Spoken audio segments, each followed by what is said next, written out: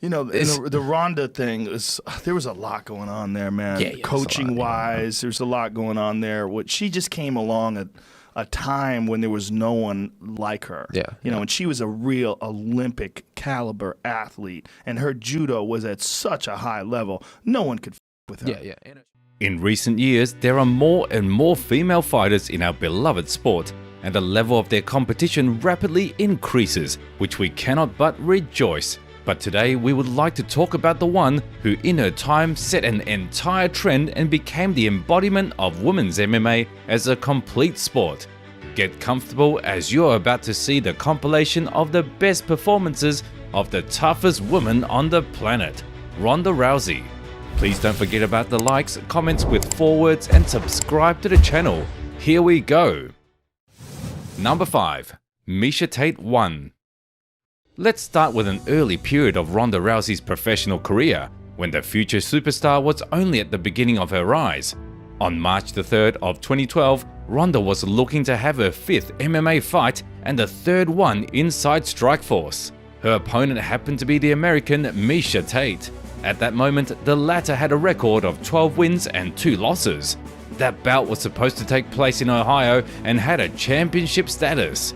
I think her game plan, I mean, she probably thinks that her best chance is to keep it standing because no one knows what my standing is like and they probably assume that it's bad. She'll probably think that because of her wrestling background that she'll be able to stop my takedowns, which I don't think is possible because she doesn't have any idea what I do. Because I have a very unique and unorthodox style that is very hard to prepare for. She has very little footage to study from me. And so I think what she'll probably try to do is to keep it standing as much as possible. And if it goes to the ground, to try, you know, stay on top and do a lay and pray until it's time to get back up, and she'll try and win on points or something like that. And they hear 4-0 armbar minute win, and they're like, wow, you know, so everyone's wowed by this Ronda. And like, I can't wait to get in there March 3rd and show them why you guys are, you know, I mean, I don't know, you know, I don't want to be rude, but like, why you're wrong. You know, why this is a lot of hype. She's got the one strong point, you know, and that's her judo and, you know, her ground. Huge. I mean, this is the biggest opportunity that I could, you know, ever dream of. This is really a dream come true. Main event, a Strikeforce card, headlining for the women is going to say a lot. You know, if we're able to deliver, like I believe we will, and draw the numbers and do everything, it's going to prove what we've been saying all along, what Strikeforce has been saying all along, is that, you know, the women can definitely hang with the men. We can deliver entertaining fights, and that's what this business is all about. People want to be entertained, and we're definitely going to entertain on March 3rd. I just think it's kind of hilarious that Miesha said she doesn't like me or anything that I've done, but then she just said that I helped make her dreams come true. So that's a little bit of a contradiction, but I agree with her and most of what she just said. This is something I've been aiming to accomplish for a very long time, and you know, I don't say I cannot say that this is all me. I'm trying as hard as I can, but you know, people like Scott Coker who have, you know, been an advocate for women's fighters ever since the beginning, when, you know, a lot of people weren't, and I really appreciate all the people that have put time and energy into making this fight happen, and we're not going to disappoint anybody in this fight. Compared to the previous 4 opponents of Ronda Rousey, Miesha Tate had a worthy performance. Despite the takedown in the first 9 seconds and an armbar attempt in the very beginning of the round, the former champion managed to weather one wave of the storm and make it almost to the end of the first 5 minutes.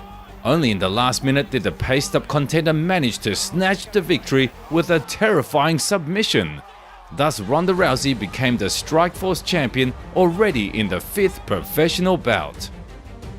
You know what, I was expecting anything. I was expecting 5 rounds or 1 round.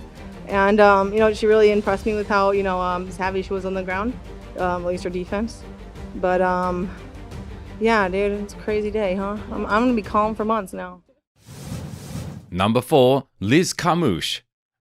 After conquering the title in Strikeforce, Ronda Rousey had a successful defense against Sarah Kaufman. The fight ended in the first minute via a signature submission. Then by February of 2013, the World's Best League purchased the organization and made Rousey their champion, and also the main face of the entire promotion. All more so, her first fight immediately headlined the numeric event. The attention to the first women's title fight in history was also boosted due to Dana White's statement, who stressed that they won't have any female divisions. When are we going to see women in the UFC, man? Never. Never? Never?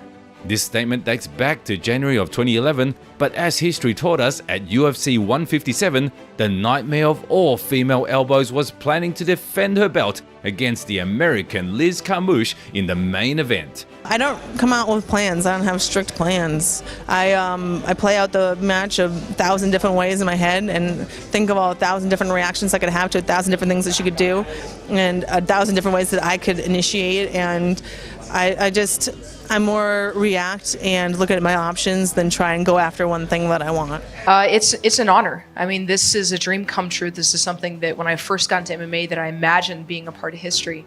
And for that dream to be only days away, I can't even put in words really describing what it is. It's an honor, and I'm grateful for the experience and excited to be here. Yeah, pretty much exactly what she said. I'm very honored to be here, and this is a huge deal, but I'm not really going to sit back and enjoy and relish any of this until after the fight's already done and I've won. The debut appeared of Ronda Rousey in the main octagon almost resulted in a loss for the champion. At first, Carmouche managed to get her back and even the neck, but in the end, it only postponed the final outcome. A signature finish in the form of an armbar and a typical bone snap caught up to her at the end of the first round. 7th first round win in a row by the same submission. It was a great fight, and I feel like we really did live up to the whole hype of all of it. The place was going nuts, and I'm glad it was a full house, and I'm just honored to be a part of it. This is something really special, and I think it might take a little while to really sink in. These were good times because since then, the UFC's president's words on the internet have been remembered by both the journalists and loyal fans for a long time. Explode and get her arm out of there. Rousey, more pressure. She's running for it. She gets it. It's all over. Number 3. Miesha Tate 2. In December of the same year, the popular UFC champion had her second defense inside the major promotion. By the will of the matchmakers, she crossed paths with Miesha Tate once again, who got her chance for a rematch due to Kat Zingano's injury. The fight was held in the co-main event of UFC 168, supported by the new season of the Ultimate Fighter show. Some say that in those times, people were scared to shake hands with Ronda, as by the force of habit she could perform an armbar and hold it till the referee steps in. Well, you have to realize that me and Miesha already finished filming Tough, so no one really knows where we left off, but we do. And I can't really say that much, but I think that things definitely got worse between me and her, and I can't really allude to why so much as she's never going to have an Armenian fan again. And that's kind of why I like her less, and it's very noticeable. I think so. As much as this sport is physical, it's more mental and emotional. And I think as a fighter, for me, I had to learn that the hard way. You know, and I did. I learned that the hard way. I mean, the mistake that I made was a physical mistake, but it was because I was out of my element emotionally and mentally. And I think that now that I've corrected that, it won't happen again. I feel like I'm always just getting better and improving, and relative to the amount of time she was in the game, relative to the amount of time I've been in the game, I mean, I should have made a 300% improvement in that time, if you think about it. And so I really just feel like a different fighter. I think if I fought the me that beat her last time, I would beat the crap out of myself right now. Do you think she's going to come up with the same game plan? I have no idea, honestly. You know, I mean, all of her fights would lead me to think so, but I think that I have to be ready for anything. And I think that when she's not able to do what she wants to do, she's going to have to revert to other things anyways. So I'm going to be in uncharted territory either way I look at it, you know, so I'm going to stick with it and, you know, do what I can to keep the fight where I want it, you know what I mean? The second fight between Miesha Tate and Ronda Rousey paid off all the expectations and justified the excessive standard. First of all, it happened to be the first one in the armbar ambassador's career that made it out of the first round. Secondly, everybody thought that after obtaining worldwide recognition, Rousey would stop training properly and come out to fight not in the best shape. But the reality was that, though in the third round, the fight ended by the same submission and the win for the champion. I think I've taken like 0 damage in this fight. I feel fine. I think I scratched my eye on the Velcro a little bit, but other than that, I felt cool. I was much worse off after the Liz Carmouche fight. She dislocated my jaw and I couldn't smile right for like over a month. that one sucked. I feel way better after this one, you know. Number 2, Alexis Davis. Now we gradually move towards the most interesting stuff. The next fight in line featuring the main enemy of healthy hands took place on July the 5th of 2014. To everybody's surprise, at that time it seemed like Ronda Rousey decided to switch from constant submissions. That's why in her last title defense against Sarah McMahon, she earned a TKO finish after the knee to the body. Sure, the fight didn't last more than 1.5 minutes, however, a dilution of expected armbars is a nice tendency. After that, the undisputed champion came out to fight against the Canadian Alexis Davis in the co-main event of UFC 175.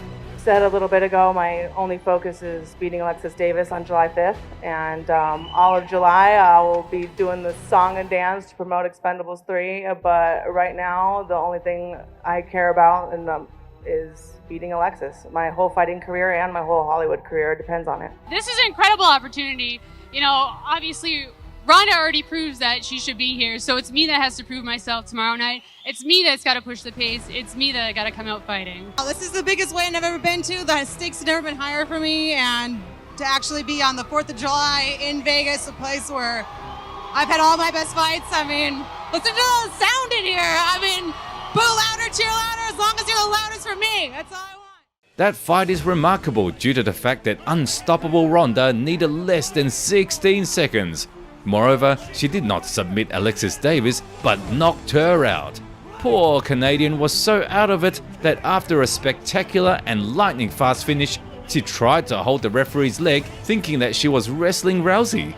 This moment is one of the best in Ronda's entire career. For the overhand right, it really been working for me a lot during sparring, and for some reason this fight I had this like vision that I was going to get a knockout on the first exchange, and I kept trying to talk myself down and being like, don't expect that. If it doesn't happen, don't be impatient. And I opened up with the jab, and I wanted to move right and come in with the jab again. That was my only real plan. And then after that, I was just improvising that long overhand right had been working for me in sparring a lot. I felt that she was already going out after that overhand right, but I'm not confident enough to really do that walk-away knockout like some of the guys are. So as she was falling down forward, I caught her with a knee as she was falling forward, and before I let her hit the ground, I threw her and just wanted to get a clean finish and not let her be able to really scramble and really find her senses again. Can she do it right here? And it's all over! Just like that! Are you kidding me? Number 1. Cat Zingano. And today's final stop is the fight between the one you should keep your hands away from and Cat Zingano. The bout took place in February of 2015 as the main event of UFC 184. At that time, Ronda Rousey had a perfect record of 10 stoppage wins with no losses and was at the peak of her popularity. On top of that, she was already called one of the greatest performers of all time. And one could definitely believe that until Holly Holm and Amanda Nunes arrived on the scene. At that moment, her opponent just recently came to the world's best league with 9 wins and the same 0 in the loss column. By the way, she ultimately beat the Brazilian, even though right now Amanda Nunes is the champion of the division. I don't know, I'm still working on it. But I'm trying to be as dominant as possible, and maybe one day that asterisk will disappear. But I can only control what's put in front of me to control and how people perceive my accomplishments. Physically, I feel great. Mentally, I feel really spot on. The time ticks by, you know.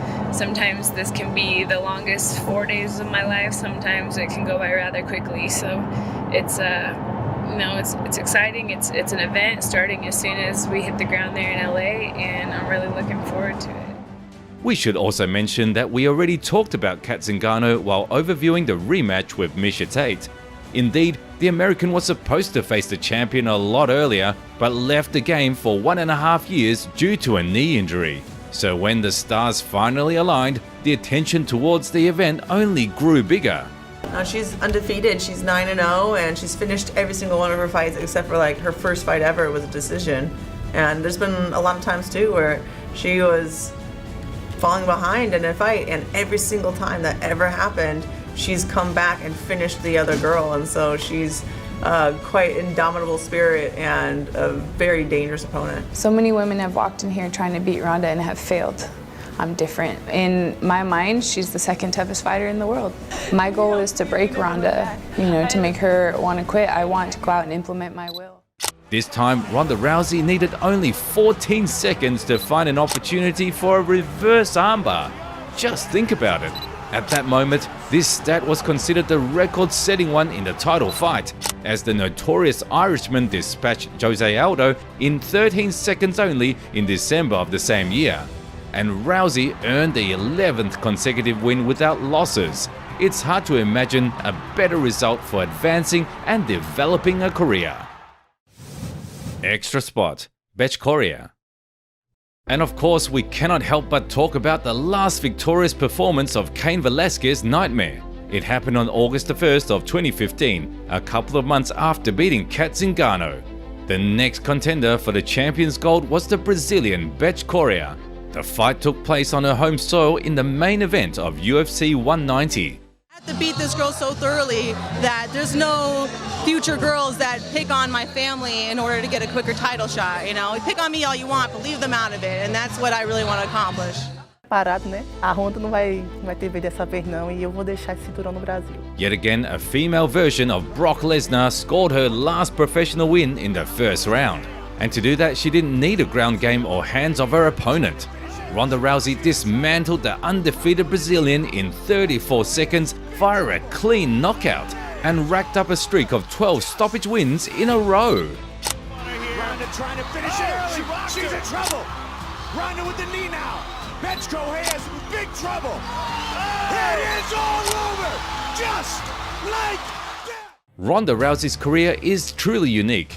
She was the first one to fill the niche and laid the path to mixed martial arts for female athletes around the world. We would even go as far as to say the embodiment, because the fans still associate Rousey with women's MMA. Even a quick retirement from the sport after 2 losses couldn't tarnish the legacy that the former champion built in such a short period of time. If you want us to make a documentary about Ronda Rousey, let's get 10,000 likes on this video. And that's it for today, friends. See you soon.